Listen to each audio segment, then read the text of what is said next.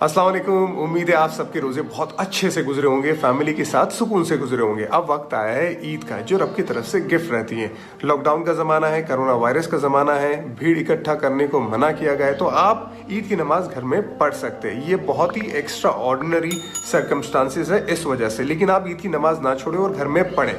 इस्लाम के 4 school of thought से अगर जो भी स्कूल ऑफ थॉट्स के हिसाब से अगर आप घर में ईद की नमाज और खुतबा नहीं पढ़ सकते, ये अलग बात है। ये वीडियो उन लोगों के लिए जिनको घर में ईद की नमाज पढ़नी है। बहुत सिंपल है। ईद की नमाज और जो बाकी की नमाजें रहती है उसमें सिर्फ इतना फर्क रहता है कि ईद की नमाज में 6 ज़ायद तकबीरें रहती है। आपने ईद की नमाज की नीयत बांधी, आपने सना पढ़ी, सना पढ़ने के बाद आपको अपने हाथ कान की तरफ ले जाने, अल्लाह अकबर कहना है, हाथ छोड़ देने।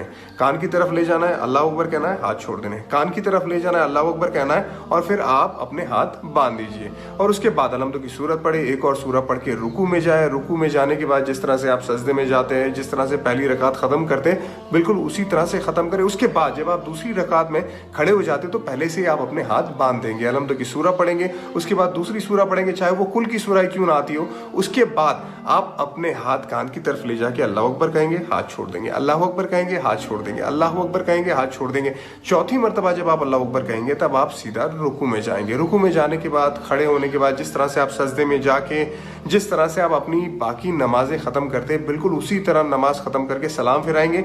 ये आपकी ईद की नमाज हो गई। उसके बाद खुतबे की बात आती है। देखिए, खुतबा जुमा की नमाज में नमाज से पहले होता है और ईद की नमाज में नमाज के बाद होता है। बहुत सिंपल, अगर आपको खुतबा पढ़ना है तो बहुत सिंपल मैं खुतबा आपको बताऊंगा। आप खड़े हो जाए, उसके बाद आप तकबीर पढ़े, अल्लाहु अकबर, ला इलाहा इल्लल्लाह, अल्लाहु अकबर वलिल्लाहिल हम्द। ये पढ़ लिया आपने। उसके बाद अलहम्दु की सूरत पढ़ी, उसके बाद आप बैठ गए। ये आपका पहला खुतबा ख़त्म।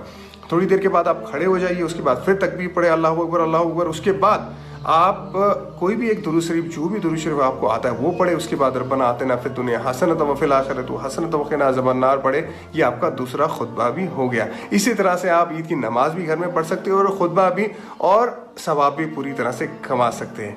ईद मुबारक आप सबको।